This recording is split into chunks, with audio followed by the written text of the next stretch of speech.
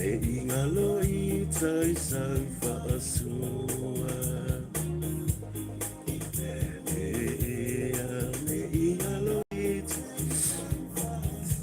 tala fai tuini set mulena teli no medete au siliana huatino Josefa patalvatu wa Filippo malo Clarice so I loa malo loi mo polo patalvatu Amelia Famoana malo se po Maria Valelia Tautofe malo Bebelise matulino patalvatu ale so malo le so po Maria Maria te oela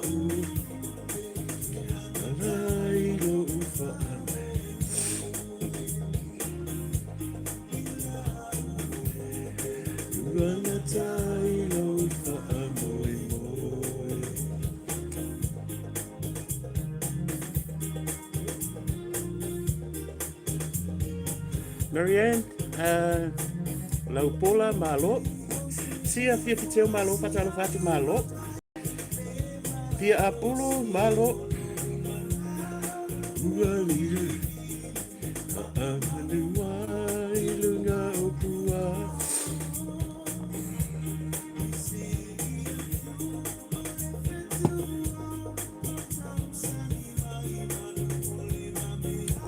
Potifara, malo sa Maria, Franklin Pasi sa Maria Patalo.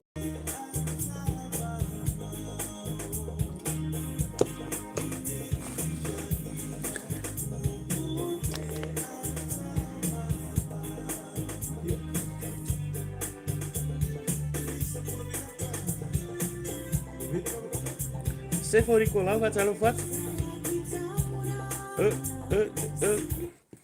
Yeah.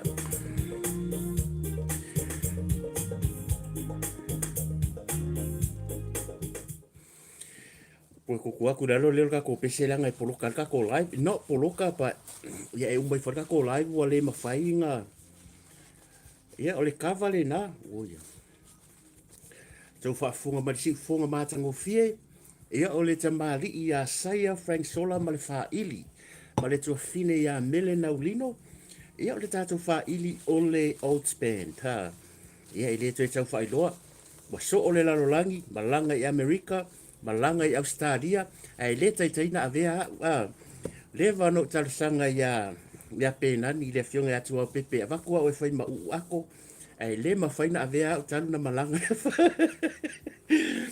ya o le pesele na sa suina il Falealili la wiloa ya ile to tau failo ya peto tau selu fo te tasi fo o nanga mata tia ya mata nei ni usila ia o le Falealili ale old band ia le fionga atu o pepe ia ma le usa ia saia Frank Sola ia ma le one and only tahine tonga and teine Samoa mele naulino so I do not own the right to the song but o le cover le wo suina si e vaenga le e se manga yo ngi fai a ko vai pe se tu ai fu ile ia nga ma ia kala pole oats le tele la to fa mo nga ia fu maka la tu fa mo nga le tele o weekend ya fa fia fo le malo le tu ui le weekend ma le weekend il manga va nga ku wa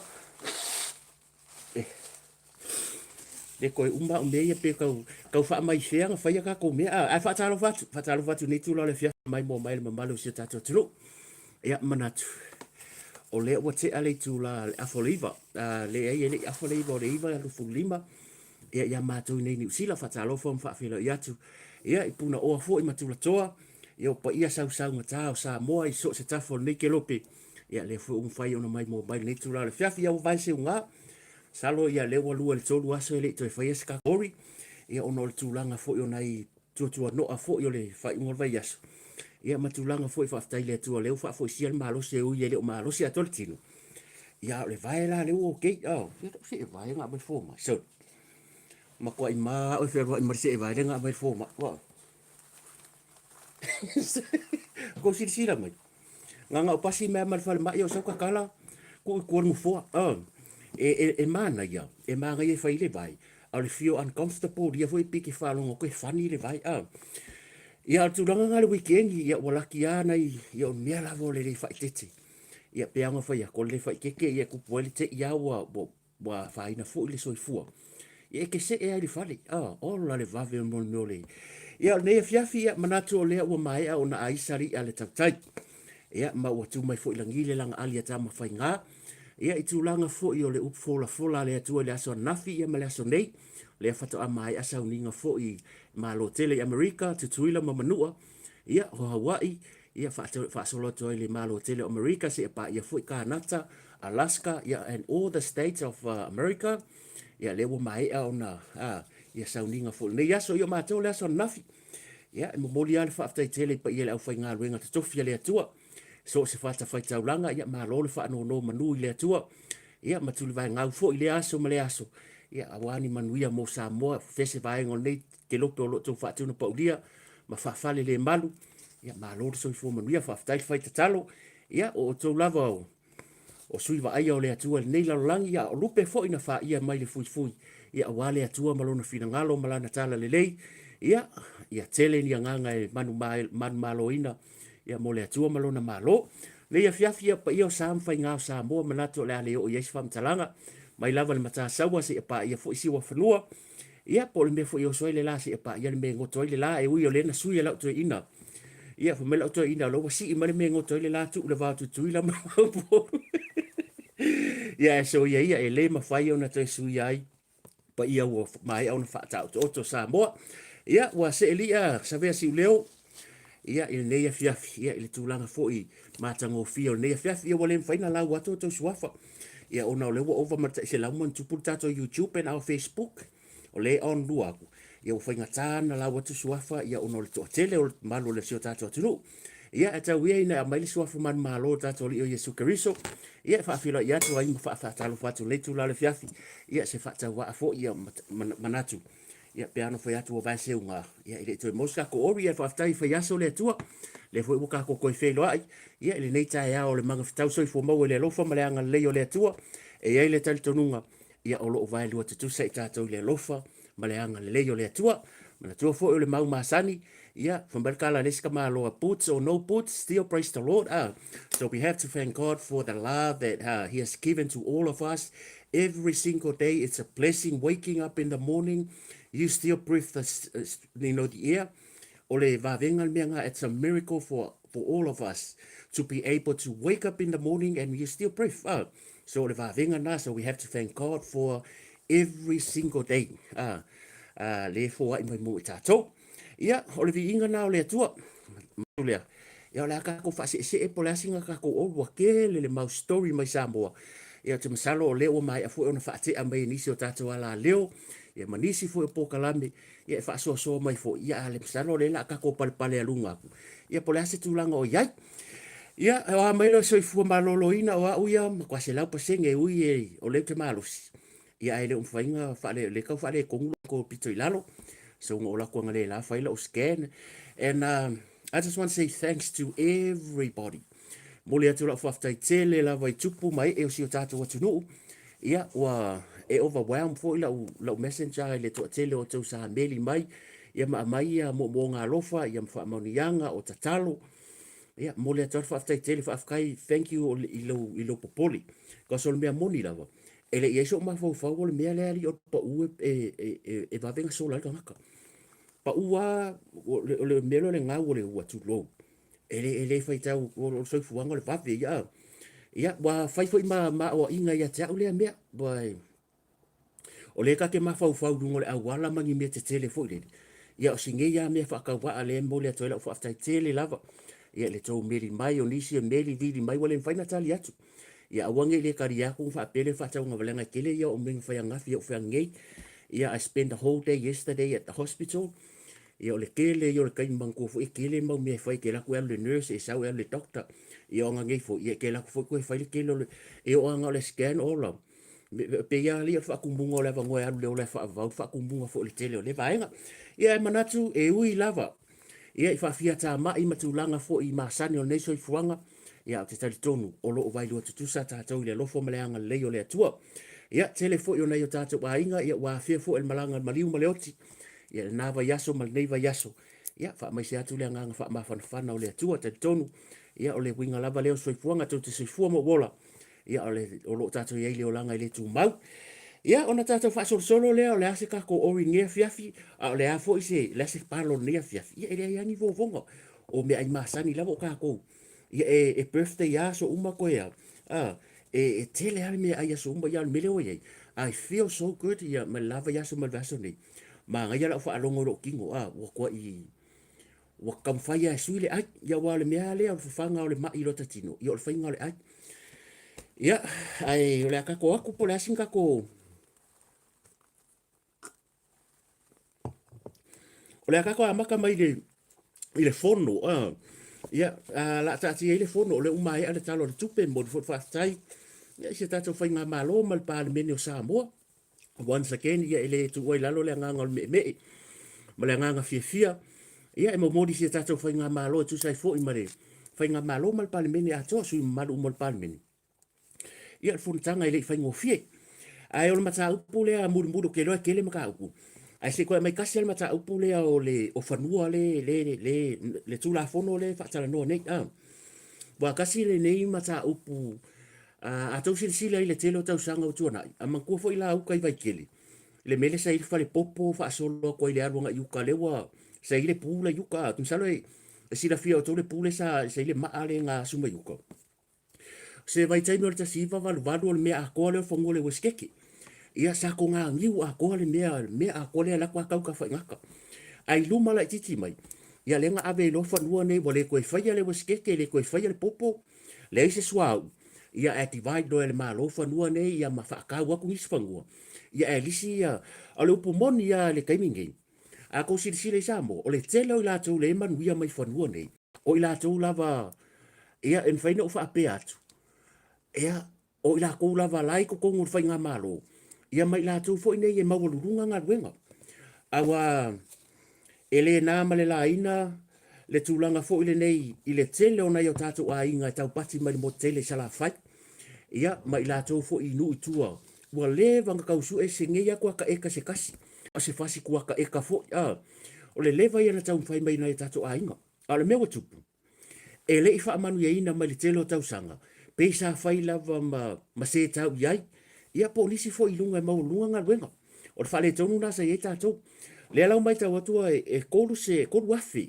E toru afe man tupu i a palai fo ile nei le whaapea o talo sanga i whanua. O lau whaafetai. E kakaunga ave ka ko whaafetai whai ngā malo. Mana tua foi. Ngā mua au mai e le sunga la mai so matau nu i sale longa. Yo foi pa ia wale fio tapa au ma. O le fale fia mal fa sala fai o le taimi ele i maliu tau tua Ioani. Si o matou tamafo ia tau tua Ioani. I sale longa. Nga mangingo le leisa unoanga le toi ina foi wala sunga atu le epanga fai le tio foi langa fai. E u mai lolo kua. Le fa pesa unoanga toi ina. Ai manga kua. E o mai le aso le nei. Ele i lava le tupena tau iai whanua sale longa. Le ala sa unoa iai le tai o le malo lua whirua tasi. Se i o mai kokong sila. A kouka nga ia i le kelo i ku malo po o vai lele. I o nei nuu nei tātou vai yusum faleata. Fa solo mai faleasiu. O a whenga. Fa solo mai se i o mai kai muri whangua. A kou vai ngi whangua le waskeke nga yuka. Ia, ngau kou sila iai. Ua iai matangata na ua lisi ai mea ngā. E reo ngi sa moa. Kou vai e me sa fai. Foi lele o pelo wingola tale whaftai whai ngā malo. O lea wa maua lea wanoa te wha matu ua i whanua. E koe wha maku ua i nuu. I nuu e lisi i whanua. E ngā rurua iai. A wā ole mea monia. E sa o le sau noanga le fionga te o le malo sa whai. Ai ese le enko. O le enko a le au mai le sunga i atu la epa. Po te mawhi atu la epa. Wha apea mai o whanguangi wha avalea ma. A o le mea monia. E le i aku si a mangi alaku whangua. Pau le mea ngati develope si a mangi sa moa. E na wha o ngai whanua wha leanga nu. O le maula nisi. O whangua ngi sa kakanga koe wha fo ia vai lele manu uma. I o whurmo tele sa la whai. A pe fōringa mai ngā uma. Pasi mai le administration na New Zealand. Ia mai loa ku uloi lalo sa la si. Mwhai wha pia maa loa. Ese sa la si. Ese sa le si vaenga lea. Ma le waskeke. Le alau wha akawa i loa. Kele i loa whangua i la kou ia sa. Le sa ilunga le maua to finga. Ai vari yang o le mamalo le turu. O ke whawhe kaida. A kou sila nge ei sui mamalo le chapi pitu lo wa awange i ave se ina se sila tala. tu lo foi su mamanu pe ia le fe ka ngisi fa ko kongo palmengi wanga ole kangi mai fa mole ye mana o mia si o mato tu maloni fanua a o inga fa ia me ia o inga fa ia ka fio fingo me o inga di sia fangua ngei e kasi ka ngaka ia e o se lau mankupu eka lima sfuru eka fast food eka ko se lau mankupu eka e le fanua le tu fale asiu a fale asiu fa so me no fari e ka ngaka ko kasi ngai ko se lau mankupu eka ngai a le ngaka ko ma o me lo filo tas o lono winga sa fa ia me se ka ia ai le developing fangua a fanua nei ia e wanga o mai fonga wa ko ko divide le vainga le a ko elisi ka ngaka so te whaftai whainga malo e kaunga avele grade de whainga malo. Tātou te whawhitai ai sia tātou whainga malo. Ia, mō lea fwoi vaenga ua Tapena ina mōsi o tātou atunu. Lea lau waka u whai au akunge, ia wanga o le launga. O lea wale to iese kako Westek, ia po se, o lewa a mai ele malo pay it off all the loans, ia e au mai loi lalo. Lea lau ku whakasi, leo ku whakasia. So it's a win-win for all of us. Nai o tato a inga pero whaku e lele ia o kou i kumua. Patalo fatu ato le fatu atau mai o sa. E lele o kou kumua. Ma kou wa e ngofo i whale a lupo pe ke ngofo i asau. Ia. E pu e mai lau wa ke sau lea o ke whaiso or kala lea. E pu e mai lau pasi le kouru po le whaare wa veao po le lua. E sau sa le lolonga. Ko e pu e mai le waa e sau ko e pu e mai le si waa le si pasi. Whako a e o ia pia. A e fia malanga mai lai whafo. E ke o mai ngewa mafula umu. So everybody. E o mai uporu wa ile kai me whaale tonu ele waa. Ngau mai lo le uporu. Whako haka penga mai umu. E le tutusala. Le mea le uia na i o tātou tangata i sala whai manu itua. Ma le mea le a. Le whai ka kou e laka ia pia ngaro oso i fua. Ngau pusa ngai le umu. Whapio le whaarwa a lele. E ka asu lua pusa le umu. E fu e le i salwa a lele. A mako. E ke kilo le aso a koa. O tu te se ka penga mai lau malanga. A ole ava nole nei. E le ngaka ole a koe wha fo i whanua i nuu. Ina ia ngalue ina. Ale a maua se ava ngoe koe lise ngai o kako a inga mai se anu i tua. Ngai o a. Nai a inga inu i tua. Ole fia mai wha ngau ia pia. Mai wa o pia o ngā ruenga. Ia malesi mea. Ia tūlanga fole nei ole malanga aku i ngei. O ako lai pōni saere i usu le waa. Ale mau ngai whanua ia pia koe kō mai. Ia ngā ole ole waa i usu sa waa. Pea malanga koe whafo. A malanga mai fo i e mai whafo. Pea mai ka mai ke wha onga. Ola e ni ngai ka mai kuaka eka. Ka mai kuaka eka. E whawhewhea. Wa fia se lau ka ngaka mau ke kalangua. E le fia le melea. Wa au kau sanga o apalai se kuaka eka se kasi. A se kuaka eka whaakau fo ia se kuaka eka e lisi. A ole ale mele nko vai ei. Ia leo koe whai mai nele toe ina. Whaapea mai. Ia e ile lisi la e fia. Ia fia afe ave kaka ko kasi. Si. Ole le fea ia. So we have to give credit to the government of Samoa. Ia po le malo fo o Samoa le malo al fast. Ia, mo le tūlanga fo i o lea ua wa e se whaatou whala inga fo i. Ina ia toe vai le le whanua nei. Of course, a ko sila le le iei le sau noanga le fionga sa whaapito ma le sau noanga kuila epa. E pe e mai ale mea fo le pule le malo, e pule le malo. A mana tua whanua nei, e le pule se malo. E solo mua i ka ngaka e o whao whangua, wa lau whaksa alo kala. O mako koe kia vea. Le iloa le se uso ia vau tongo, Rodney, le sata moi. Saua mai kai le mokurai kai o i lalo mangu. Saua mo moku whangua mako kia vea o fuanga whangua ai. Kula e pam fia me mo ia. Pingi ako le pā desi piko. Ai pingi mai mako ia mantua o loko whanga. Ai au whakua. Yolo piko kia vea loko whakua. E le pepelo la kala lea. O le mea kongu a lea ngā lainga mga au vau tongo e sau ko kongu. Langa o lawa e ko kongu. E kusa e se le mea o mai wha o ngā whangua o isi ngu o whai i polo keki fo i. Ai... E pe fo ringa mai o mai fai me fa pe lo pa tu fa no mata te veo que le pelo si la fia le lo foi le fio ku ya vi ma le so li su va lai marca uso no fo mo pu ya sal e un bo ma no fo fa le lua e moni la tala le mo ko kwa fa sa ma mo ngare yu karu kai fu kanga ya ku la e pa mai kwa le pa pingi mai ma mo ka ko pi kwa o ku le mo ya nga o le mea le na mana oi ma ko ya kai lo la ngane wa le manu ya sa o so ya va tongo Rodney. Ai o ke le roi lumanga i po si le ka ko fai pule le ngi ngok ngai fa ka ku ai ka ko fango ki avia ku sa pe ke ke le roa o ki avia o ki avia i oi ele fa pe fa ki avia ki avia ki avia o ku le fa ka ku fango ya la ka karo ku ia fango ma ko Ko ku whangua si o makongu. Ia le na. Au ke whawhakai e sor kako maka umbuanga. So we have to give avele credit le whainga malo mo le nei whato whala inga. Whato whala inga arualu mamau. Ia lewa kako vai a ko. Ia ko vai lai sui mamalu fo le kako he chapi pie le onisi o sui o sole. O ngā kura i mai whamai ia. Kalo sanga aku i whangua o mātou wa tua mga whare moana tua whare papa. A lewa o isi waka i fast no bus furu. Ka se furu man kupu kau sanga le chapi pi o kou leang ka fio fia. O inga whaia mea ia o kou. Ai pe fo ringa mai lewa kula i mai fast.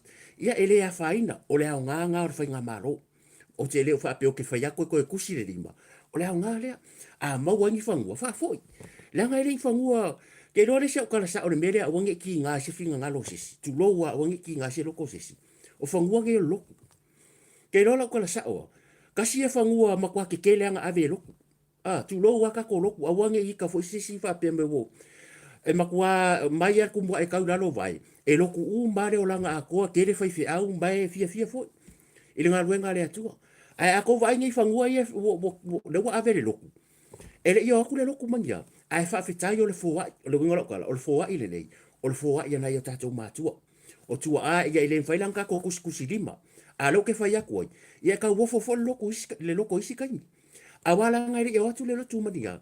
Ai onga o le alofa lava lea ma le whai mea alofa na i o tua a. Tātou tua a mani o tau mātua. I o tau tua a mani o mani o mako makua.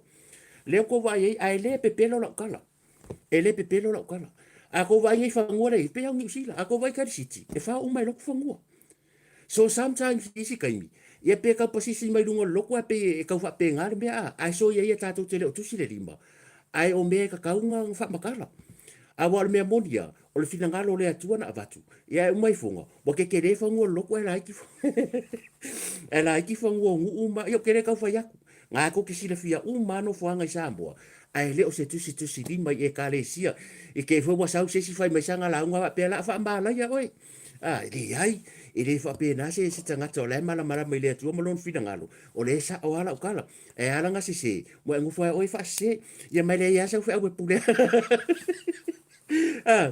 Ya, o le tatum ta upu mbona so we have to thank fa ta fanga malo.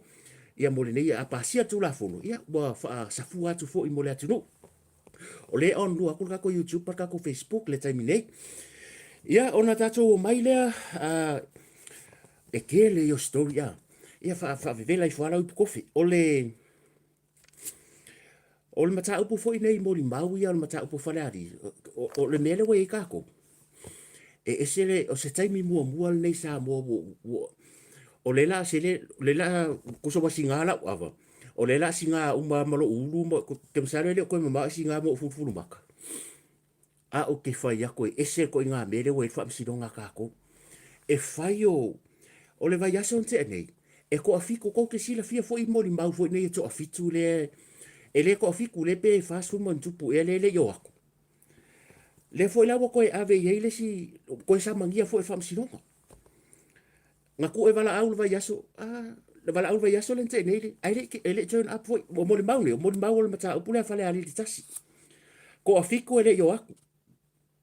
Ia o nisi na o atu, ia o aku ma, ia. O wa pasi a ma leo fo, o isoi kai mea ka fia karango, ka re fia karango, ai mana ia le. O ke rei loa, iai po o whiota o to, iai le anga tonu fia lo fo, i wai re pule lesi, fina ngalo lesi. Ia e ka ko ke karangoa. Le anga o lako wa enga lai fai. Iai leo tau walea ina o la, na tangata tai to, tasi tu lo le tu malo. Le o leo sau le lalo langi, e ofo le lalo langi, ofo konga, ofo fiki, ofo Amerika Samoa, ofo New Zealand. Paula se aku, o lea foi la koe fai, o lea la koe o la vai le fai ungo respa inga, o lea la vai fai ia famsidonga, ma fua mai, tu la fono, ma le le fa mauni, ma losi ke le kako kangaka le mele mo la ayafu pepelo. O la ayafu pepelo fa, nguku kau fa ole. E ase ko vai mai un ko kau fa. O ke kau fa ole. And maybe sometimes but ele o kai mi uma ele se sao. Ai le matango fie. Se vai nga kuri mai a o le paloka nga fai la sia. Uma kau sanga ke ngai pasia ka lo kupe foi na le valu masina. Le abo ko pasia le ska lo kupe. O le fa solo fam sinunga. Ia. ka ke alofa i tu malo mo le mea fo le nei e a le unga e tau sini e tinga ina ile tingi ia pe e a uru fo i tawhenga a se le fuki ai vasi ngango e a isi ai fai a le a fai ina ile tu malo le ala fai ina le tu malo e ke le a fai ina le tu malo e ke le mea kangaka ko kasi ai kupe le la si upe fai o le tangata e kaufa valea le ma fuele buat we se man wi o le tu malo nga ko se akulele le mata upu ya Falealili ia o le ua o se tala e fe lolo ki ngalo vai le ki ngalo lo ko fa unga fam sinonga o ke le fa akula a mea o te e te ele unga fo ile nei le fa unga fam sinonga a o se kala ele i folo mole a fo ile nei aso ele fa pe se tala fo na nga sa do nga ki ngale loko ma ko ki ngalo loko la upu mongia ma ko ki ngalo ka loko te masalo fo fa pe al tapo inga asia ta to te le fa ta wanga vale le unga fam sinonga al mata upu nei o le mangingo ia o le manino ia walo lo ma fo fa pe e le supu fua me fa pe o le ke le o ma fo o le atunu wa fetu tu na i fo le nei o fa ya ma fo ko fu ka ko male manatu ia o nisi taimi e ke ele urunga o fa iunga pe ka ko ki ele o tato fa sinonga mai le fa sa fo ina fa le o tato langona pe a fa pe o le fa le o lava i mea o le ka ko ke valanga le fa pe ese mea la fa sinonga ese me ye tato te lo e o mai le aso le o te le talia se lauli ma se furu le o se lauli ma se furu nga ku e le komiki a ko e lupe i le unga ri dia ai a fa inga i foto e lupe pa wale nga pa wale o mori mau le nga o le alaka ko ola le makanga o le asa sila al fam sinonga wa sa yel mata upo ainga le tai e mori mau nga kulo wala fionga fong talai nga mo ria fong fetalai la fionga ya muri pola laki tulo wala la de ko e mai fua a fen fa ka inga fa pe nga fo sa papari ese ke le aku menga mo ria e fo ele sunga ya pari i li ota e mo se pau ya sami le ota ia pole kalenga foi angam no e kele ka ko vai o kupe ele nga se la no masfuru anga umalonga sero la mai kua avelo kua ele o feala ele o fea moto e lupe wa uma fo inga yo inga ko e lupe ma tu roma e ave kua ai punga ku yai le keisla le nga so ko le chapipi le nga so ko va ku se la wa feria nga lai long fa mai sa tiu e ko kilo e se me la ko ele ya ke au ele kai kai ngo karia o ke aru fa ku nga mau mo o tari tonu ele tupu me fa pe ele tupu fua me fa pe e ui lava se ki nga o le loko a te tari tonu ele tupu fua me fa pe lono winga e ye fo se si a wala o mana o le atu e fa au ye le fa nga malo male au ka puai male atunu ai ma se fo fa msidonga o le wa makwa mangingoa ele o sa o le unga fa msidonga o ke lo fa le nga pe ya o le ale winga ele ai ma se me i lalo le maka o le lange e ku o ko miki ko e lupe se lauri mas furu o le ainga la ai la vea i foto e lupe ele se me va penga you don't have to be a lawyer ele fa pese a vea o maloia ele fa pese a vea o maminska pe eso PhD pe eso master e ke kango e ka su el media e sa pese ele se me o le a fia i fua u nga yo inga riska ngaka awa lo ke lo le le va enga tu la fono o lu ota siva direct or indirect longa winga wai kuom ko imangingo le kula fongo le ia e ui le e le se ka ko me mafai wanga alfa aleo tatu langona ai wa maka fo inga fisiringi ai mai unga fa sidonga tu loa le fa sidonga ato wa maka nga fisiringi ai mai unga a fa masino ta itasi awa mo ia ele o fa masino fo tanga so fo e fa alo ia ele fa ngo fiela o tunga winga ai aku mari sila la tunu ele ai longa ka fianga ai longa sao mai o ke lo ai sao ele se me la fa e fu ele sila nga sala ai fa inga i fu o lono winga la se si case le lumanga ai a rua kwa se si kanga ka fa pepe ko miki i pe a inga ya ko lupe se fa ka inga tu lo to lupe a fa pe ngi ya se si fa puro fa pe wa a yes kanga ka lo a inga close me fa pe o lo ke ko miki i ya nat wa e la kwa ba ku se la ka la pe di masu ka la pe se fu se ngi o longo winga fa le ko ngi fo longo fo la le mele si le fam singo Ko ke le o sila le mele ia e umaka ko aku ia Vaimauga. Wa pei le atunu o Samoa fa ko aku ko kasi ngafi. Fa no ile loto. Pei aka ko fuka ka ko ko kasi ngafi. Ile fainga ngi ko inga fa pe o le sila atu le lalolangi. O le sila ku Pasifika. Ia o fengi aku ngu o fa pe la uma le ala a uma fo ia o fa pe fa inga. Tu la fono. Kau ke ko mai o le tu la fono nei. O ke fa fe kai le na sa ndo la fionga le ripa le mia le fontanga le. O le kula fongo le. O le ko se i a ko mai fa. O le wa mai ko mai komisi le la ke ilo. Ma kwa ke le ar fa le ko kula fongo ngi e le so kula fongo nga fa ye mangu ya sa mo. Le ka ko vai nga su le ye. O le mea ko ngare nga le fa kula fongo le. Se fa fe tai. O le wa e se to fa fa nga maro. Wa ka nga mai ko la nga kula fongo ka va le ya sa mo. E le fa pe ka fa ko le ta va le su ma mano palmini. Ia langa ka ko ngo su fa ka usanga ka ko. O tatu tu to tasi. O ngo su fa ka usanga ka ko vai kula fongo. Pen kula fongo fa mai ka mai kila e pankeke ma ke tu lo ma malo palmini. Langa ele ka fe ngai. Mai le lua fe lua tasi. O ma le pa ingo fa fam siunga. Le fo ko e maka o le ma fu me o le tu la fongo. Fa nga pa lo talu o tasi ba. Ua fai ma vai sua ka ngaka mori mau. Pe mongi la mori mau pe pelo. Wai lo le leia tangata ia, ele a whainga kula fongo. So, sa kau whainga ise recommendation a fionga i whamasino. Sa kau sila iai. Ile o pūle ngei ua a whainga umai, ele a whainga umai, o koura inga mori maula ka koko i fo i mai. Mea sili lewa awe tu la fono e toi leilo. O tau ia na whaia mori mau ngei. Pe moi pe le moi. O kere wha peka ki whaakwa ke awe atu rupi kalo whai wa mai maule nei tamari ia o ngā ole atu rupi. Karo fai ako e rupe ia e reisa utala o ke le kofia ngi sko finga. Paule mea o te iloa. E tele ngā rwenge. E mwhai toi whao ngā toi rupe lo to tele.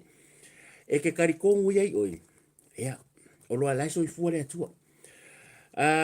Ka kou umai anga mori mau atu i loma. Asea o ngā tā ua fōi nei mō sui mamaru.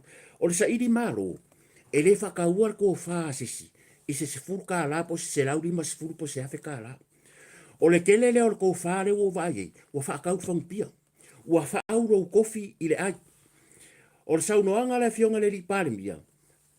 E le sui pāremia, e le pāremia. O le almena tupu ya sa whata, tu rou o le wako e sula i mele fionga ya tumufono. Ia e le whapefo i le a le winga lau tala. Kako vai ei, minister le fionga ya sevi.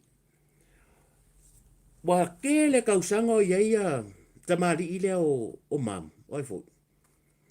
Oi fo kako tamari ile o le fo if you kuri ese mal mangsamo. Oi fo ngos ko ngo mam o po sini. Le ana po sini tu lo wa le sofa. Kalu mai nga fai pule le ana. Ele ikofo sa faka isea. Ese kofinga le kaiminga o hipo sini. So se ka kausa o ni ngola o kambat. Ale nga tu la i mai lo sevi. U la i mai ya minister ko ke ro ko ku malo. Se vai ka se laudi masfu. Ka ko va ai mai ma wong fo fa sai ko ke le ro ko. Se o le mele o sa i di malo o Samoa. E fa apea le o langa Samoa. E ke aruaku kupe di makala. O fese me wa alo ke kangi se kupe ke mga se kupe sa ulma ko ikaw fa valea le anga kero. Ya e ai ma ko ngi ya vinge moko. Ai mangi ngi fo fanga. A fa apea o sia mata upu le. Wa e ngofo ngi ma fa imbe le fa le ala ma ma fo. Ya de ko e fio mai la fio. Ala su minister. A ko sila ye. O la fionga ya toilupe. E sua le si pale bia so le sa mo tu lo fo la fionga ya mulpola no rusa. Awa a ko pa ai le kalo ku pele nga fai o singa se mele fionga le palmia pato le ka ua le mele la vai ku ko ape se ko le manguia le longo winga o le si ongo sfu man ku puka usanga ele ko e songi Falealili tasi tu lo Falealili tasi ku lo le ku malo la ngai le o le tu malo umba ku lo ka o le ku malo la ngai le abi fo ka nga ko kasi ko ko fa ko rima o le ata o fu le tu malo ai ala nga ka ia lango le tato tu malo le fa malu rua to ese tato tu malo o ka ko le wa ko a inga ka ko pa ia ku le ile pale mia a o sui pale mia fo e le fai ngofia na maua ni tu malo a ko sila le mele o pale mia nga ka ko amaka mo o pale mia so fa kasi da makanga fa solo ere ke le fa ko a varu pale mia o sa mo taluna fa vai le malo sa mo lo ngonya le ka ko wor ku ngama fa ko a varu pale mia o sa mo la au le mali e tofia me na wim ta afa tu la epa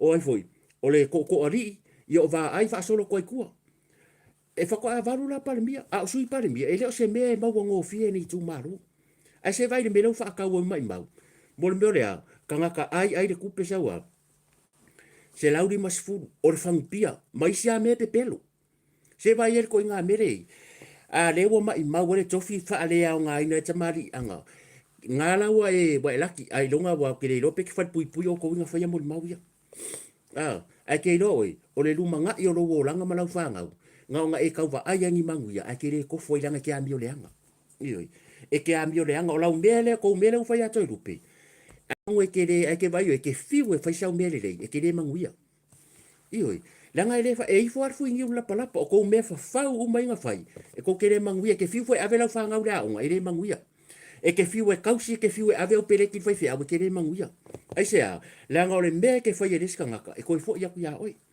o ko umai ko fai an mele anga le nga fai nga yo foi me ko miki waka kau foi nga sila ala me mga me foi me ko miki pa wale me le skala mai or kanga kaya fia lu de sa pa lo ka vleo a pe fast po la paki o wal ko ko yo me ko miki langa o ka ko le ya ma ya sola e ko miki ia pa lo ka yo ka ko le e fo me le lo lang ka fa vale o fea la o yer ko miki dia pesidi o fea o yer ko miki dia fa yer media o elena e verse len kulo wa o elena e verse len gi ngari le se la ru masfur o fea o yer ka mingi nga va ko rupe se kupe ke le fa me e po lo lava loko wa le mele sa ka un si le fam sinonga ia e uia o ka ko feika wa ki nga o ti nga fina nga lo la tinu ia e pule al fam sinonga le nga le la ko le malo si anga fa tu la fono pe sa o pe se ia e le ia se ka ko me fai pa wa le mia ia o fa le o tato la ngona o ile a fa inga i me ia o le a fa inga le ku a fa inga le malo o le matanga luenga le o nga luenga tele le malo o lai la lo le pale mia nga fa malo lo ato i lupe mai mele a mai lo la lo le pale mia lo winga o le kele o le avenga le tau ave le pale mia e fai o nga ia le ministry uma le la lo o langa ia al portfolio fo le sai o le la ele la kiki ele nga ka wati le ia makere nga luenga le malo a wa ke wa fa inga i fo manu fo rea ia wa misi ko pale mia fa pale mia lo o le silamea fa su pale mia lo ia le o se kala nga vai wa misi ko wa ngo ka ile ia le fainga le o le tula fono la e ka kaunga makwa ko e fai al kula fongo o ke le ilo wa pe o ni usila o ke le ilo para me o kupu ya sa mo le media a o le kasi le lo pa ya inga karwai a me ke le fai ska ko kula fongo pe o ni usila e umaro pa roka umbai ka ke le o le ale me o le fai sa mo ska ko ka mai population ari inga ko ri mari a o le mafainga fainga imia e makaunga fai se kula fongo ia pe lima kala pe spukala awongi ko e mai fu mal mai mawar kaimi e sile no le fai foi le pole ala va pe ki e mai se kupe pe mai se kupe pule lo le fa sa lo kor kupe ia pe nga va ku sa pua am sa afa mo awor ko karia se la kala lima fe awor ko karia awo malo ro kanga ka malo ia o le leanga fo o le menga o le makwa malo si al melo fa ka paroko malusi ia wa kere ngas ai ka lo fa ya ko lupe o sistamari ia nga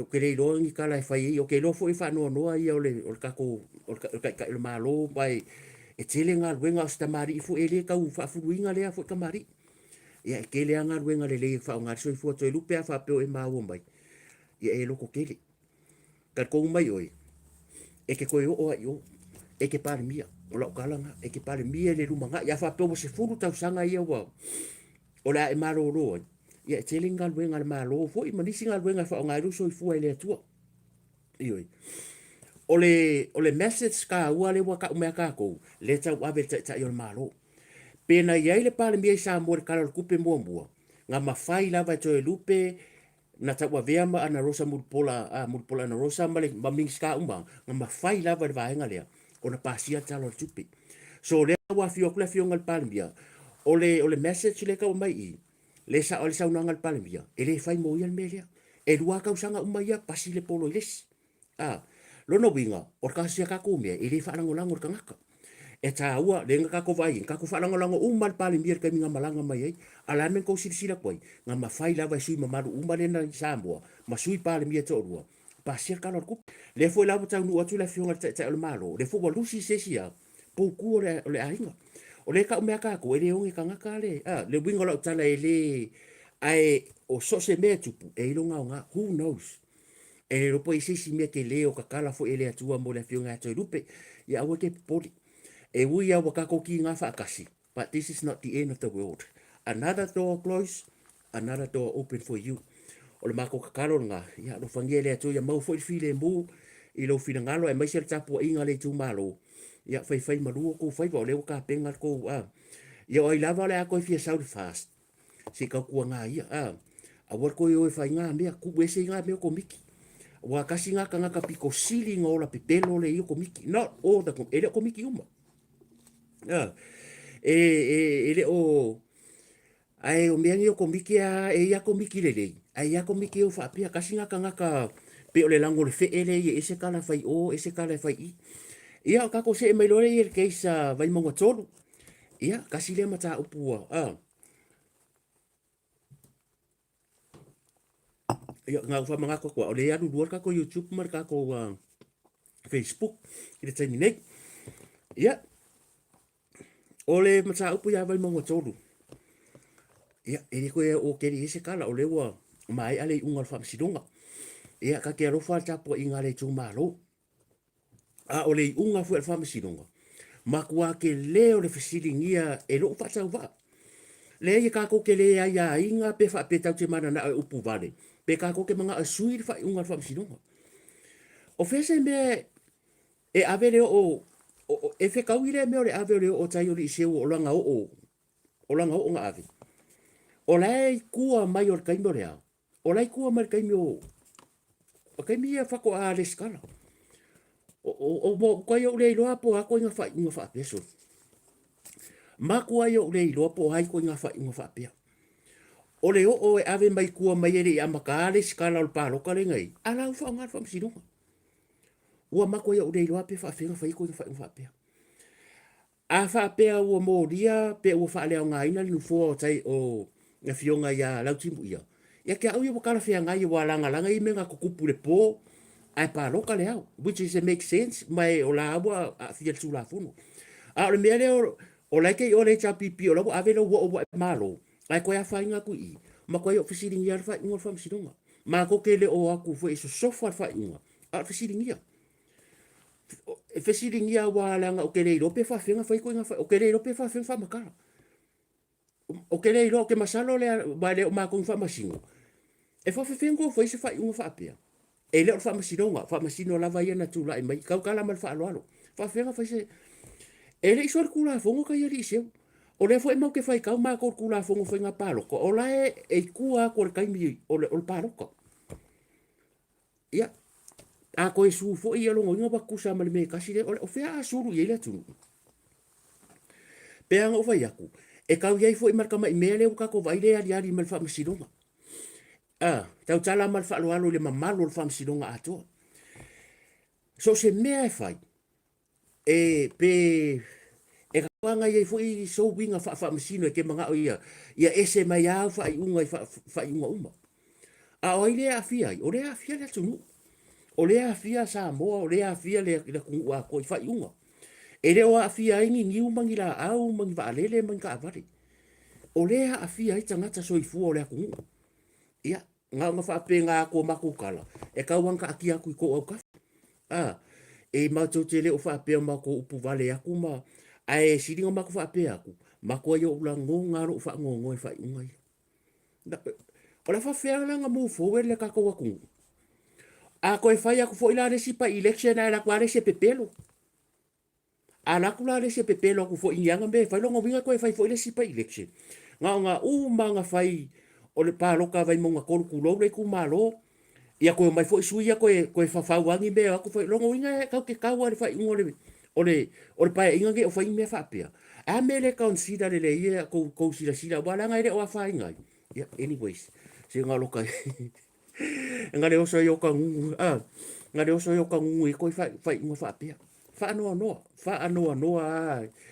e kangi u le loko ma le anga ngai o mako o nga ungi ka ngaka lau kele o le aku pau leo se ava noa e fa leo i o mātou languna a o ko finga e o ko finga fa vai o le lei ma le anga ngai o ko wa au a ua fesiringia le porkikia uma o mengi ua porkikia uma fa unga ngai o le kamaloanga fa unga falealili o le palangi ma ua ia lau tato nunga le anga i le fa apea fa masino ni atua e pa loka foi fa masino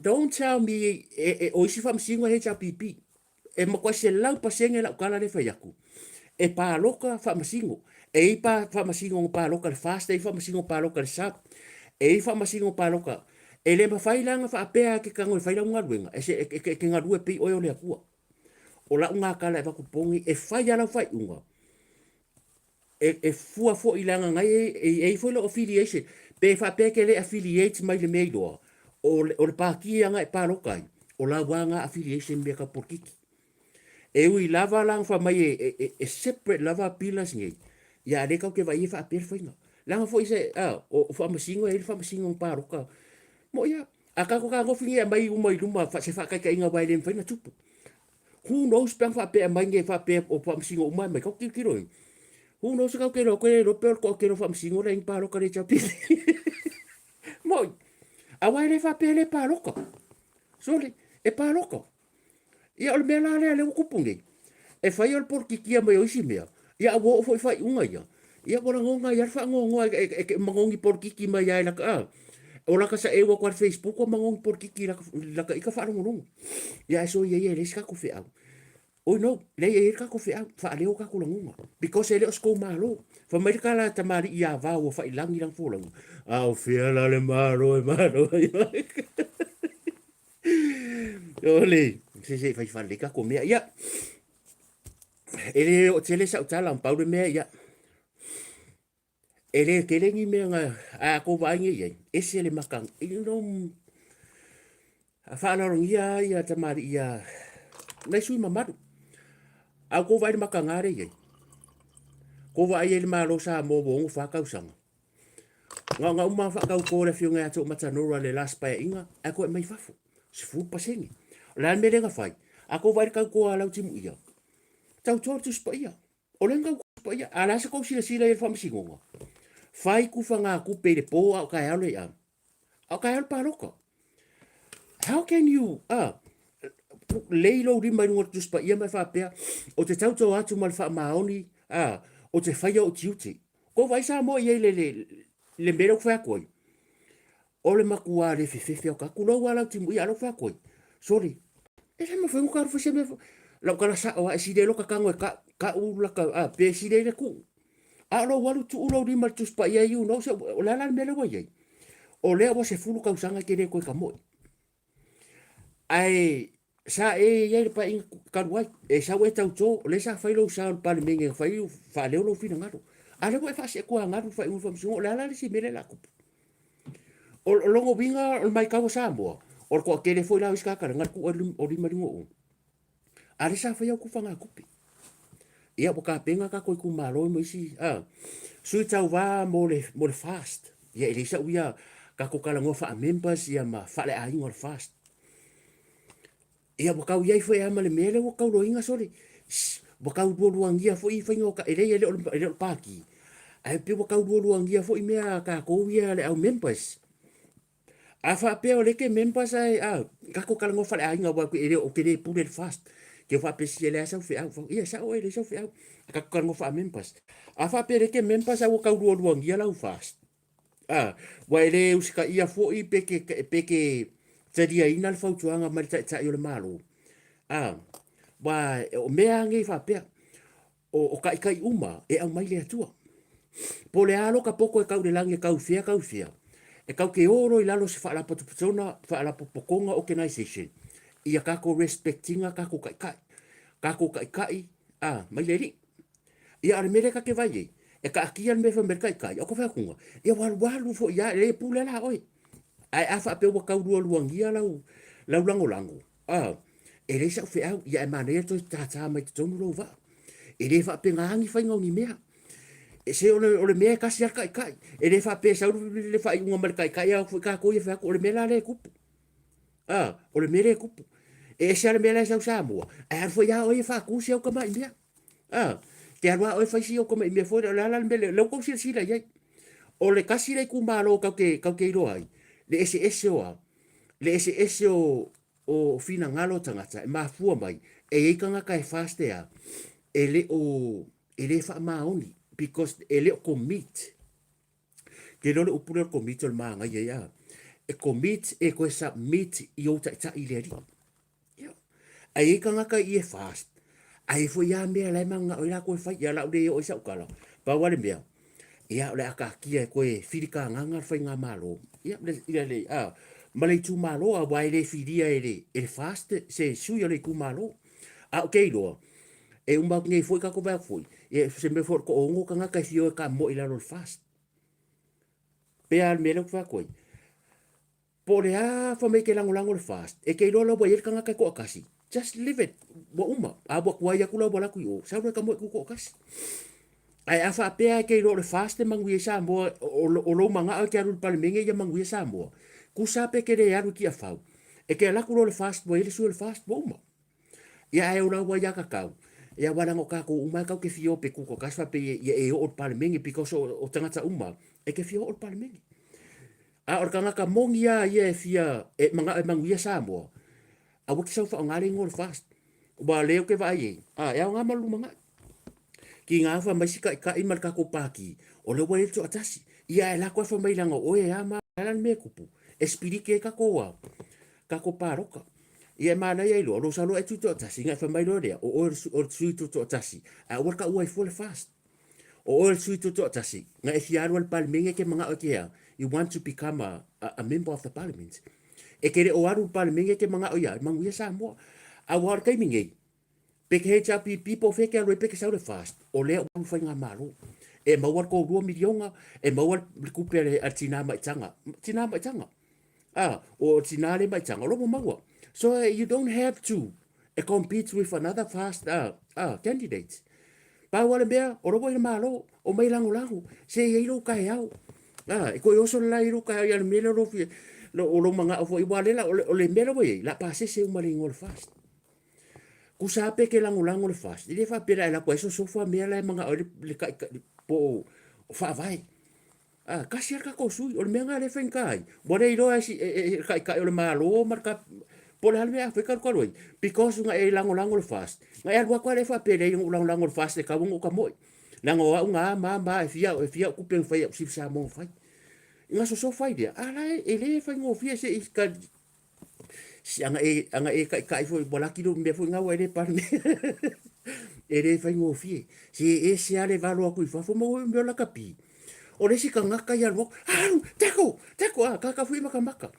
ai le ua se polo la kapire o langa ako me ava ko foi e se la maka ku e se foi ka mo en mal ia kala ngwa ku ia wa pi bo levo fun ka la kapi ia wa ka ke lo le ia ka mo e kokong la he ka ke lo pe por algo inga checo ia al mero ka la ku fa fon ai le ua se polo la kapi nga kai mo me fasila au foi le ngare la kwa nga halu le si le speaker ele leila wala au ele leila fa kingo fa penga fo finga malo a fa ari ngi manga ko me ka nga va kursu ile ka nga kere fifiri kere yarua eu ase mafkanga kinga kere yaru se mafkanga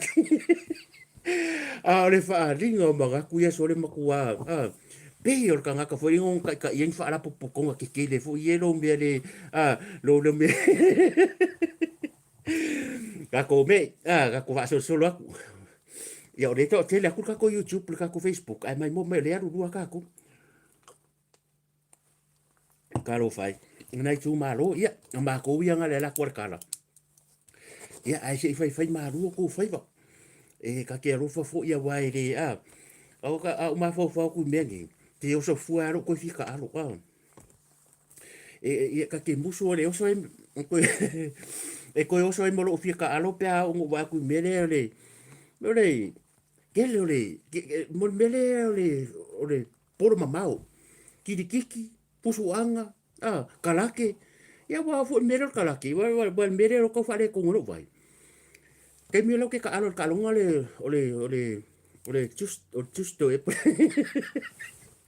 ko la ka mo fo le pe ke aru to pusidi ka pe aru ngolo vai o lo wika ya la fa longa mai ko wa ke minga lo ke ka alo I fo le international o lo ke ko kongu wa ka longa ya pe fa pe vai ku se ke ku pe fo ia ke aru lo vai a ka fa longa mai ko e ya la sa mo la ka ke le la va manga ko o lo wa po wa lima ka ka lo wa down ya ka fa longa mai fa mai ai se mo ko ai mo masangi ni medor ka alo ko konga e vala au ka fo ile ka uria ia le yo so ya sambo le mai mo sambo le o sambo le fo ka alo ta mo le pula ta tu sama o ka ko mo ko ese ko nga kalaki e ko nga kalaki pe pusi di pe ku ai numero va ku sa alo numero di ma ku ai numero vai fa lu mai se o sambo fo sole ala ke fa lu ko ka mo ka fa le ko mai ko so la la mai se mo ko ai ngai roa e mai ngai roa mai fata mai tole vai fu ese ar maka no fa la kapia ka fa sole ya le ngai fai ki or ka malo fu le ke le ro pese hu or ka mai ka ideo le fionga ya mai ya va heda la esa ska mo teven ke le tole ma ko le la ki ki poro asa wa teven ko me ka ni fo de me fo le no me afka de pole ai Ranga mangkorak maro Terence Gallet so yang vali. Nga sau ka maku ko pe fasang. Nga kauras ka mako mai dalo nga mianga ka ngomilo ng cooking. So nga sa vali ko la vala au mai na ke minga pet mamai. Ya no sa vali mai tua sa vali atu luma sa saule. Milo. Nga ngale over pola fa me si merko inga. Me fuas. Mai me la le nga de aku ai ko ngon malai ai de sko inga me ma ko fo nga e de sko inga o me ka ringi fua ia por me of cat por me of wash por me of peace por ya ala ka ska ma ku ila lo I wal me ala fo mo nga le o va fa me ia me la le nga de aku ai ko ngon malai ia ko nga me nga ka fa ki fo ka fa la nga ma ko ngin ka aro e de kai ka e de fa ko bien mo me ka ko se ole Australia. E se fa la se me Australia la fa va ko ngai ka ko orien. Ka ko fo I mai ko sa mo la sa mo. E se alo se full fitu tau sanga. I o Thailand nga fa o ile maliu se estanga tanu Australia. E ma ko raka. E ngai fa o ile maliu ma tu tono sa to pa tu lo wa fa fonga la tu. Ko ngora ko pa. Ia ma la wo mau ai ka ko vai ke ko nga fa fika fa pe le tupu la lang le foi a fie sa mo wa pa wa yo me le wa ke le nga kupu ke mingi o le aso sana sa ese video lo sa lo ko si le fio o se alo onda sa o le loku sa o ka mi ke sa o solo ale nga pu me le se wa ri fa pe nga mai mai lo tuanu ale fa pe valu tau sanga tam titi fa fa si so le ma si on fa le tu le nga ko pikia si alo le avi be mo fa kamala ma ku whakamala, ele tu se lima. A wangi fa pe mai a ki le lo le mo kwa whakamala, al valu tau sanga sa le tau na tu o mai le alo ne sau. Ia le lua o ko wianga mai le alo le. Whakamala foi o ko pe ko ke o nga pe ko ke ma ko ko le alo fa ngala me piki mai fo le alo le ka mekiki. Ko mai le ko ia pia. Ia o ko nga maka au fa pia. E pe se me foi o ma sa ni tato. E ke le al whakamala o le nga luenga fa to teli. A fa fa si uso le nga ko piki a si alo le e ave o mo mo ka me ki ai fa pe ya a tele ma me tupu ya ku langa lava le ole fa ta mala ma tu ko sila ya ole pambu yu kai kanga mangu le sa ye le aka kalinga ka me ki se ia aku bole utu vale tele o fa fitaudi ile me lo se aku sa mo ma fa o nga rima ya o ruma la sa ku pu me se fa la vela fo ile va ya so la vante nei in me lava le or ka fa o nga rima sa ye fo si tina le nga ka ko posting le video last year or this year le foi nga le au ke a sau riska me kikinga sau se ile ako ang ku sa winga la kala e le o fa ka e o fa u male aisa bo le mele ma foi kupu me ia o ka me kiki ia wa la ku le lava le kupe fia ngupia fia roula ia po fia kango foi me ngai ia o le mele kupu a le nga oi ia o le mele wo o le wa kele fa fita ru tupu mai i fa nau ia o ke ro la nga lu ia i tu malo ia nu foi ma fio anga ia nga fa manga kua ba o te ro i ke le va ver soi fuanga o foi ka foi i nu ma fio anga me se nai ma tu ia ele ku ka ko nga ruenga so swani nga ruenga malo ele o se vai nga le sa ye for ku disi le ngo fa longo nga o ia me nga ako le sisi nga fu ele o ko fa ngo fie le soi fuanga nei vai tau o mai sia ka ko eu foi ngi usila eu foi ngi usila ka ke vai mal fa ngo a o foi far kalapu ia o ta mai tau a ke le foi a walo mta ma fa na nei sa mo ia ko ka o mi se ke o mengi o far kalapu o sa mo mai se foi vai ngai fa nga ko ngai fa nga Pasifika awa ia ka mai ki wa bola ni yo langa wa fiu foi nai matua ia ai awangi fiu ka ko nga wenga fai fa kasi ia ina ia awang ia fa ina wa it's a worst nightmare for any parents ia lo fa longa kuwa fa le ko mai ia se alo le se matua ke manga ke kangu so wa ku lo wa le upo ko ia ia ai ongo nei vai tau wa ke le va ver so fuanga technology wa take over technology everything a ko sila ia ia bo mea uma access ka maku on the internet and even the young ones or kai mea ka ngor mi ki ke phone mea uma ngai kim fai sila o me foi na me fai sila fa na bo o ai mea ke le vave le olanga ia wo ngai me fa ka ngo ai sa me fa pia ia wo ai foi me fa ngai fa na ia anga fa mangaku ia ele o se me le ka ko me i mai le au ko por ke le ka ko oria man ko le ko fa ka ko aso ngai vaenga la langi o Venezuela afe fase la lima sfuru le leire singo vai ko ngai ngo o tangata mari diu ile earthquake le ku mai Venezuela a le heat waves i o Europa Germany Poland Switzerland ia mafalangi e afe man tupu fo ila ko mari diu so a o vevesi el por ki ke samo o le lalo langi a toa o kele fa fika o ngai New Zealand fai ole aisa ia o se tina fo fa va be kuma ka upu ye ni tau samo e se tina sainga i nga sau ngei sa mo walo na tino tono la topa ia mo wai i lalo la wala papa ma sau lua felo ko ngei usila e nga mai ka sainga ia o le me tupu tina le ku sa wala ki mo bo la ka ku ko la ku lo wa fa o le ma diu tu la topa ko o le me nga mau wai mo me o ka nga la sa fo ye pepa plastic le mai le la sa ka ufka ka ku oi mai ko fa ma fa da ko pa ole nampala ole kanga la sharia nga maua mai ai maua ku o le in offshore nga bongo mai male ngo le fale male tres nga mai ya sitinale ya ka ku vai le swing ole olanga e ka ke mo mo mangu le faki ai sa mala ya ole kello fa fikaru wa kupula lang and even ole stio o lo ye ya lo mata ma fa na o so tatu tunu ole o Vietnam ia makako auskaria kelen mau meu kupu bole utu vale tu langa fo ye o ia ka ko ngi mia ma ko ngi sila ma Amerika o le utu va fa la velavi ai se e o ke le va ver so fuanga bole fo se malo si anga ai le tu u ai nga luenga tau longo ma tua pa ia le fa nga luenga pule ali ma malu fai pule ia nga luenga fai fa ta se malo inga ia ka ko ka fio fia pia e le tu pu mai kelo le me kupu kelo le me kupu ia ai ia ka ko i le ia le wa e kele ka ko congratulations ia i se alo fo le tunu ule tama ta ia heilani grupo le fai ste ia le sa avea fu ma ave fu o le malo Samoa ia le tulanga fu le nei o le Miss Samoa and the Miss World Miss Global ia le fai poi po fo si alo le tunu pe se ikaria esia na mana mea ia manuia fa kai wa kele fo le sa o nei alo le tunu ia e kulanga fo i o le i mea tau walo ma tama whanau tene. Ia ngō kongo ta kure maa ka maski, ia mo vai kua kukari ye a wha meu ke makanganga. Ia ele ai, la sa o ala utala. Lok wha koe mana tua ta atale na pu e sisi ngā fua. O skenge ia langa o lako wha koe. O ke fia manga e pu e se maa ka mangkua fui. Ai o ka koe ere mea ke manga e pu se rua ka masisi. Au vai kua kununga leaka.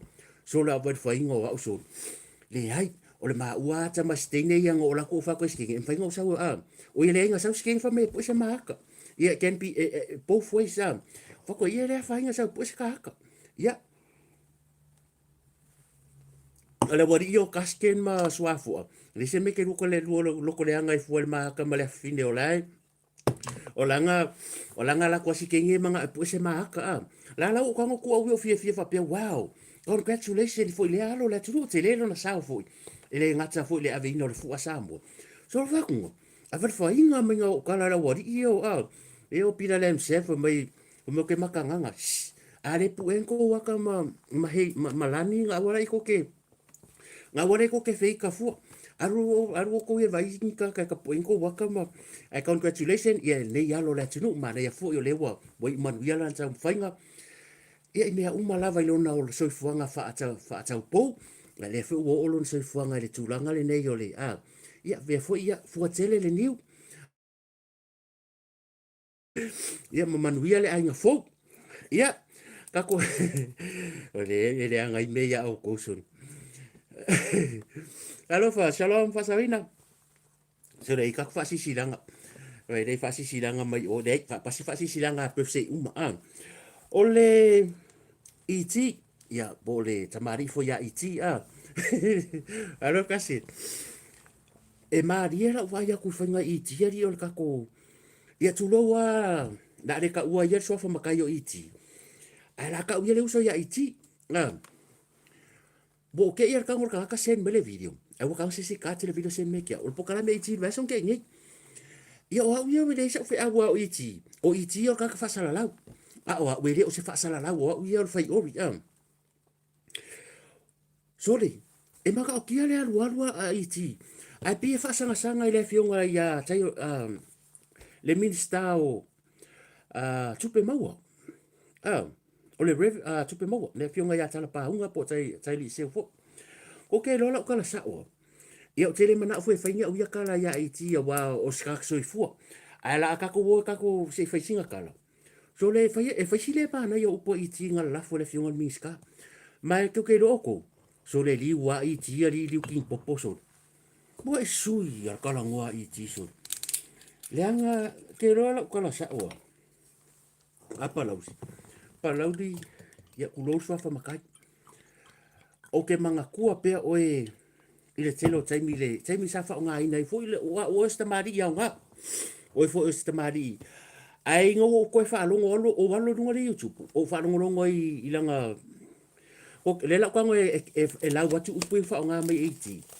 iti la edita warpini kuso upu ya le o nga upu mai nga fai ai fa sang le fiona mista o me mo iti ele kai nga lo kusa ma le fiona ya talpa ngo lo wala fiona ya te o matapu ele ai mama wa le lo va e mama o upu yang fa mai kana nga fa mai fa mai kana ku le pa malo lo kana le fa mai yo lo inga ku sa lo ngo fu ma rephrase ia pe ngo fu ma ko fa upu tula e pa le fa ya mai fa mai malo lo small minster ku sa lo ngo fu fa upu mai upu ku le pa small minster ia sanga pe pelo ai sesi e o ke pelo mai ya ku sa lo ngo fu pe ya ngo fa upu ku le e pa ye fa ia sanga pe pelo ai sesi fa mai o le fa matau le fionga le miskanga fai o le singa upunga fai mai ese singi le ku sa fa pengal fai ngonga up what's the story have you o le other story have you talking about minister o upulava ya I tinga fai it's not fair I disagree la o le ia o iti wadi kanga pepa iti awa le ama so popore ye pe ngas ka fo le ka ka wifa pe ka ke kau e ka ke po fa anki fo ya pe pe fa pe ka se me pe ka pe o le fa longo vai vale pore anki fo le la kula e ko ki ke ponga e o ka ko fo e alo e lunga e fu ale me lo malo sia vai pe nga ka ke popore pe ka ka ye se me what do ia e kofo ai ke fia le ya le fai ba le ya ka ko ngai a fa pe wa lo ke le ro ko fa pe ke fi fa pe ko ai se me ia fa ka fu ki nga u o ke fu ki ai si ro ia o ke fu ki ai si ro si nga ro e ti pe ka ka se me ole wingo lo tana ole fa winga se o i ti pe le fa pe sta maria ta mai no ele le ya a upu ia ngai fa mai ole upu kula e pa fa mai awange e pe mai minsta awa ke pelo ai sanga pelo se si ke ro vai mo wala lo ya wa ngo fa e ka ma fa nga fa pe e ke vai mo wala lo le fast e ke vai mo wala lo sui ma malo le fast ia wa ka nga e li wa ka nga e li wa ke le me ka wa nga e li ioi ia ka ki e le me ba vai na tu fa mana tu ya o le uso ka le uso matua ka kala ngoa ia o ke ki ki o ke makua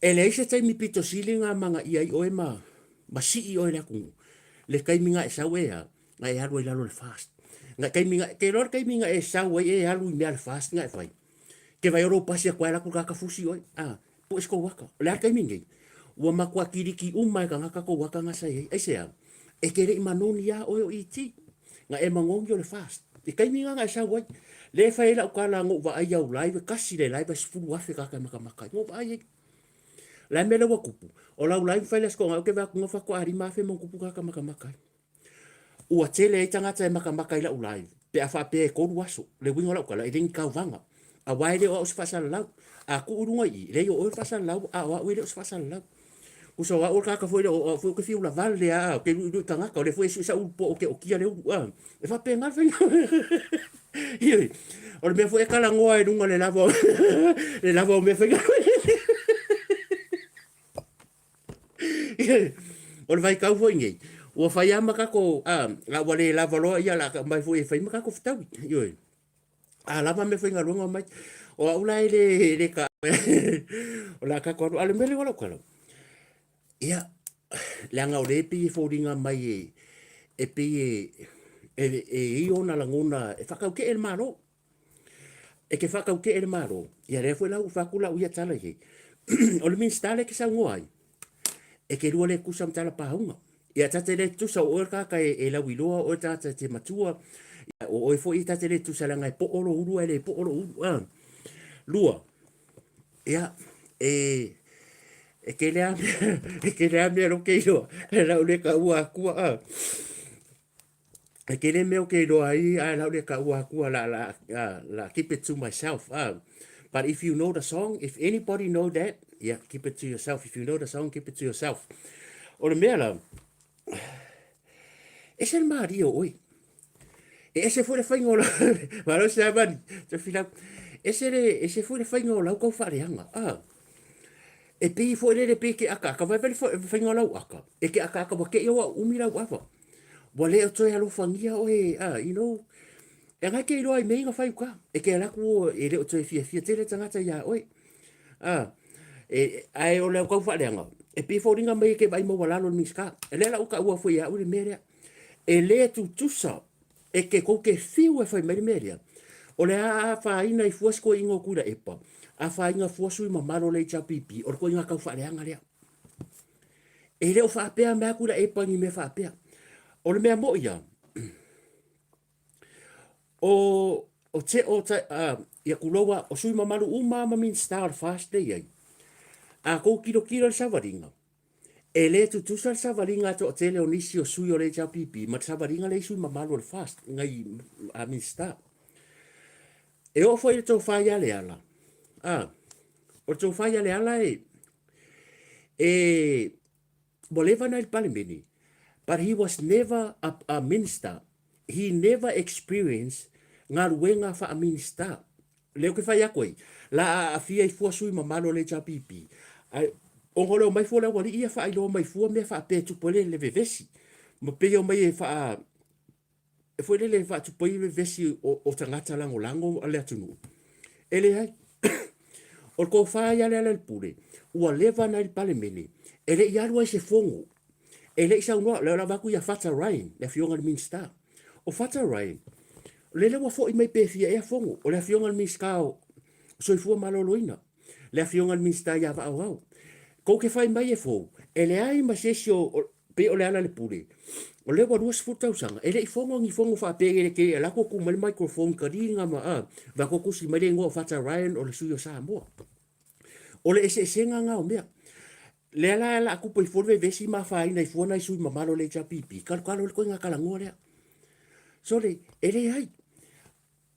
O la uva ai sau noanga ia akula e pola ma ngai e kongor fongo ma ngai foi sau noanga al pale mia mai sau noanga ke o makavu e ala nga leanga o le o mai fa pe fa mai usa lo fa mai tula e pas small minster e le fa mai tula e pas small minster it's you it o oe it's your own opinion and that's how you express your opinion nga kan fa le fa pas se mai fotula e pa ba kan fa pas se mai fotula e pa lo la ngona te e ya te o matapu ioi or ko ke le ala sui minsta le fast ma swingi o mele yo o isi sui ma maru e tonu i a ko vai e ala la mai e tamari ya lo au e se a se fa fonga ofisiri so o le au lo au sa ka o fono toi sa minska ia ai wa fasi devo o pa inga ka wai ele minska fon koi sa mi skafon ko ken somebody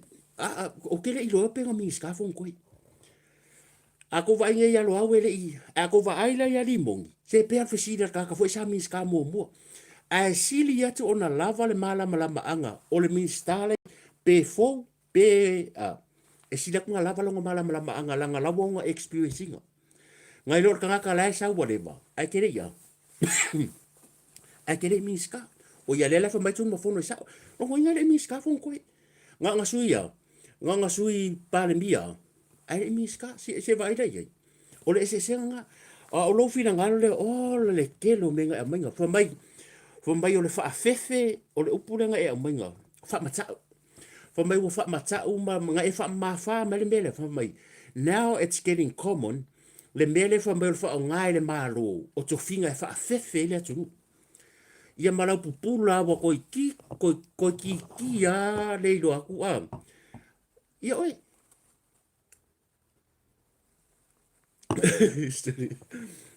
e lo ngai le miska ai sa sui pale mia si o le ese senga nga ko vai ka si so yo ma le sa fa ia lo au sa miska le fionga ia lo au se asa ko fa longo tu lo foi na isi sui o le cha pipi o le ese senga nga ya ai o lo sa fu e ka fai oi ya o lo ma e fai si ma lo si o upuna la fo foi le pe e ma lu ai dia e mo mori mai lo ko ki nga i fai pule e ma lo ke e fai nga ma lo ara uma ko ro uma ke e fai nga ma lo e ke fiu e ka fa pa le ni fa la langu mai o upu iti uma ko lo ke fa e ke el ma lo e sa mo ke e le runga ya oi ia ele se ma ko fe o ngaula launga ya ka ia ka ke fu ka ke fu la ngala tunu lo ka fa ya ku maybe ke ka mai wa ke le aku tupu mata mari ya ta mai le tunu ngai ro oi e nga ka oi o me foi ele tino e pele ya ita nga ka oi nga o launga ka ring o launga ka ring e ren fai nga ku sa fu ma ko foi o le upula la ko fa vai malai ya sia ka fa me kia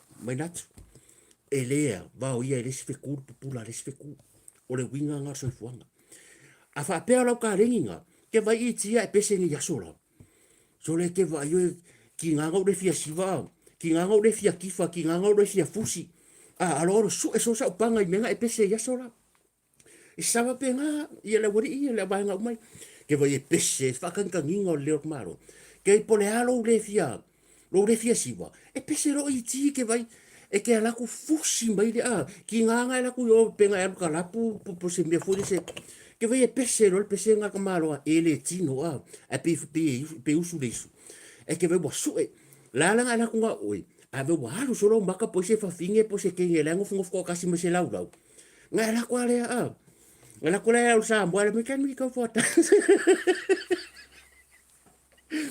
ki nganga i lor sa mor ke le fa finge mar kenge le ala wala ko wa ka walo ya ngangu fo ya wa fo no manga il pese iti ke lo stick i lau ka ringi nga e le ma fai o le ming skaya o le ming ska o le fasala lau o le fasala wa o ya fai o ya ke vai lau ye o le manga ye e le va o ye le si fe le pupula le si fe ku e fa ko a e mo le wila pe sa fu le si fe ku ya ka ngo fu a pe sa fu le si fe ku ya ka mo fai fu lo ke le si fe ku shai na o ye la o spot e ke mangui ai ya o ke le o me fa mai wo o fa matau se mare popula la kom ma la fa matau no fa bengi o longi maka o la fa ma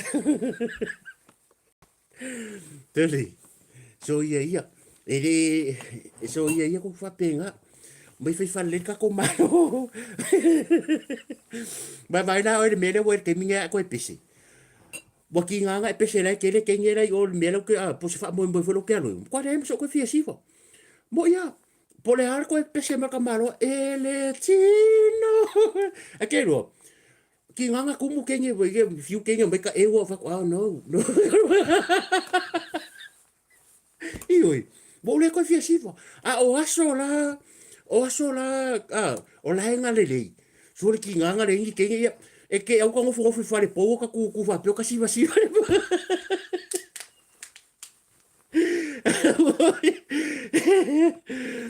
ya fai fare le se o le o langa ngi vai a se o po ke o ko o ke se si le o ma ku ya nga ko se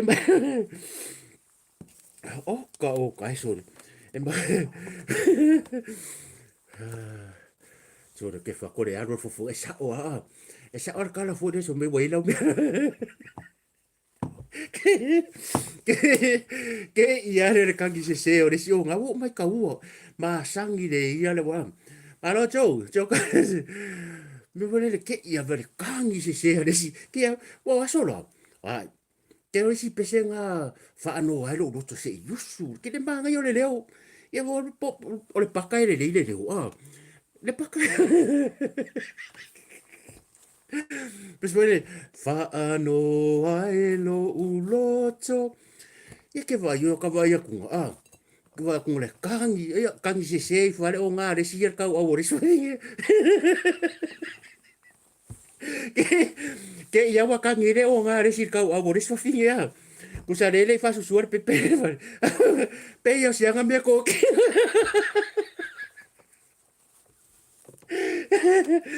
ma ku ari roi mangaku mol me le lunch wa bonga fa mai e o le tina ma fa finga bonga o le ngati o le ma fa ma ko fa ma vai nga mal ma ko supervisa uma ile aku ora pese iti ka va ko fa ka ngisi o nga aka ba ku e le ni o nga la ke singa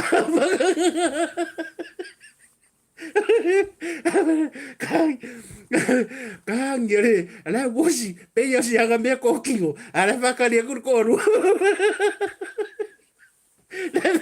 te va ka ni kur ko ru ma ka me ki fari ola ka ka ma lo por fa fini o le nga fa mba yo le lancho fa ma va inga ele inola si vai foi quar fia ora pia we yo ya so se yudi e por aí foi for ka ko tisa ma vai ka pe ya ka ngi ka ma ki foi le la fa ko a mo se ki ara fa ka ni mo fi yo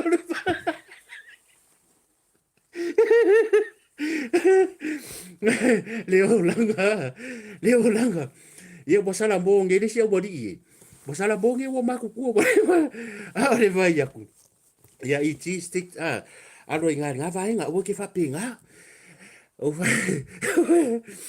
ke fa pinga e o le olanga ngi ke le ro ala vai na ke le ro ala vai bo ta to fa pena le ya ka ko fo i mai rodia gala ka ko ole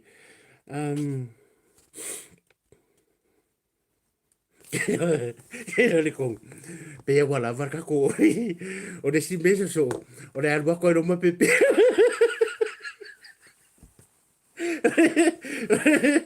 o le me foi le fa mi e ki e se su e ku le pi o man ko voi pe ano foi aku ya o ku le mano le tunu o ka ko le fa sala la wa ku se alu ngale nga sa e wa foi alu foi ya si ka ngale da sa unga e umi a pesori le vanga lua le hanga pisi le susu e aku maku sa e wa ku te wa be sai ku sa le mere ye e fua ka ko obi el va nga wa menga e le mai ka ko obi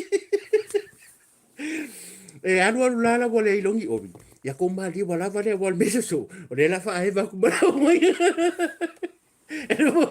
le poki ki le wal fa nga le fa pe buia vai le nga mo de ko fa nga le ngo pa ula sa ava vele sa le sa we pe le we unga o ka fa pe oh we saw your live last night you can come back to yeah o mga ku ya wala vale mo ne fia fia ya le ya ka ko fo le pupu e nga do le ko ko isi me a wa o le me le wenga vale ko o le me le wenga e ira kai mi sole e la ka ke fia fia ke ya ko wa me lo ke ka ngu lo ke ka o la fa pe ka ika vo le okay e ko ke ya ru ru ka ko kara ko me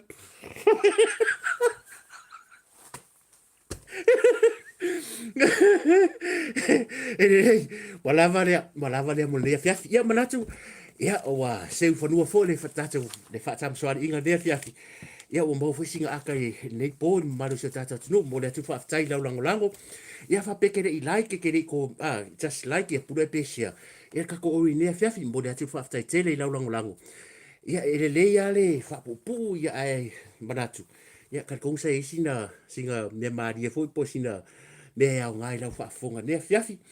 Ia a woma ka ko ori. Asua sa tu vai maru i poe ngai lau whaafonga anga. Ia pia whapeo e se upu wale tau tamari. Ia po wala pe fo i po whau sala le pā. Ia e lau whaafonga la fo i funga wa tele. Mangalo i fo i se whale tono le atari nei. Ia e matua atu i nā. Ia o manatu. Ia manu ia whai ngā malo longo nei po. Manu ia ngā luenga o lo whia ngai fo i malo se o tātou atinu o lo whai ngā luenga po. Ia manu ia neva yasa koe mo fo ko ori kai au. Ya manuia nga luenga ile aso atai au manuia whainga malonga nei po. Ya alofa tele atu.